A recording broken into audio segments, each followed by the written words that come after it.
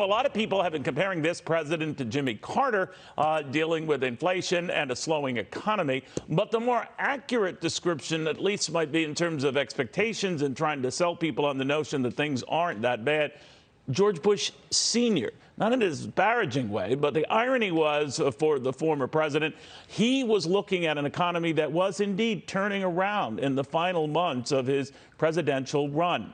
Unfortunately, it was appreciated too little and too late, and Bill Clinton came into office. That was then. Is this the same thing that is happening now, with a president who insists that the numbers are good and going to get better, and one who said the same thing a generation ago? Let's go to Karl Rove, the former White House Deputy Chief of Staff, Fox News contributor, best-selling author. Are we reliving that? A president who's trying to show people, look, it's not as bad as it looks or it feels. He was technically right, President Bush, at the time, but there's always a delay effect for voters, and the delay cost him that election. Well, you're right that it's similar in that the president is saying things are improving or things are getting better. The difference is they were, as you point out, actually getting better in 1992. They aren't necessarily getting better now. And the president, not only that, is seen as basically fundamentally ineffective. Think about this. Biden's policies on inflation. This is from the Fox, from a CNBC poll. 12% were saying his policies on inflation were helping. 30% said they're hurting, and 51% saying no difference. So the two negatives, hurting and no difference, are 81% of the sample. That ain't a good place to be if you're the sitting president of the United States. And look, these numbers are getting worse, not better. Both the economic numbers, inflation is rising. Talk about.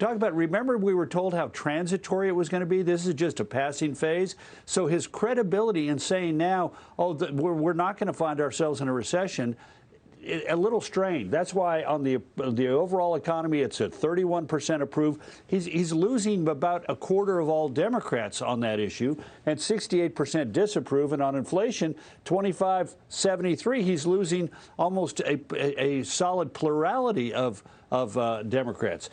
And it's colored for the future. Excellent. Your forward expectations.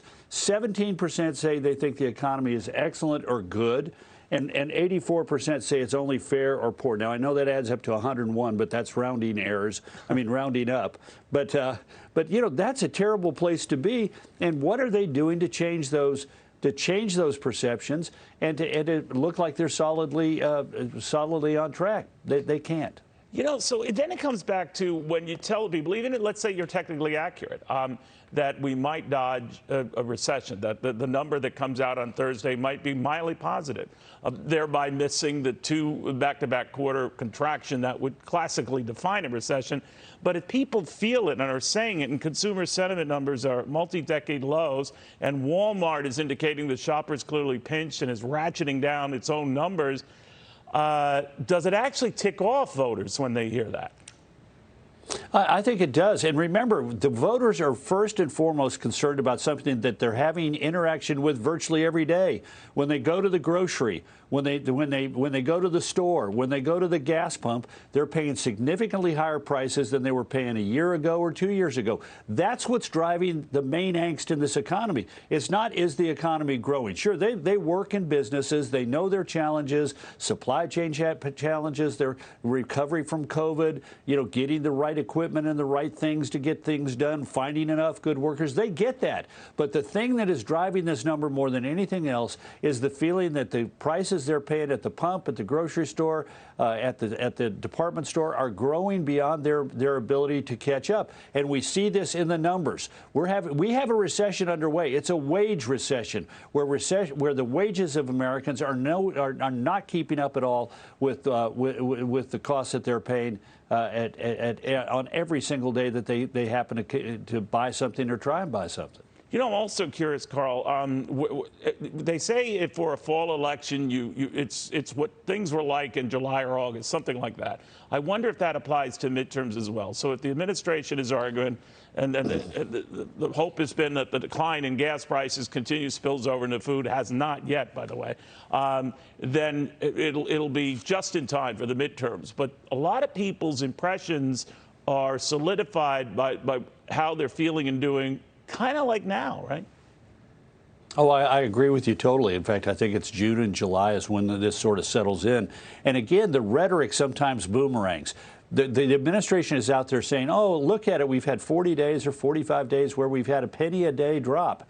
So you're no longer paying over $5. You're only paying about $4.50. Well, the average person says, wait a minute, I can remember less than a year and a half ago when I was paying $2.50. Who are you kidding? And then they also then read that the prices may go up again this fall for market-based reasons. But at the core of it is, can you reaffirm to the American people that you're doing the right thing when you've lost your credibility? It's awfully hard once you lose your credibility to say things and have them believed and change public opinion. All right, Karl, thank you very much, my friend. Good catching up with you. Karl Rove on that. Hi, everyone. I'm Brian Kilmeade. I want you to do me a favor. I want you to click to subscribe to the Fox News YouTube page. This is the only way that I know for sure that you're not going to miss any great commentary, any great news bites, any great interviews coming your way on Fox. You can get it all here on YouTube. So subscribe right now.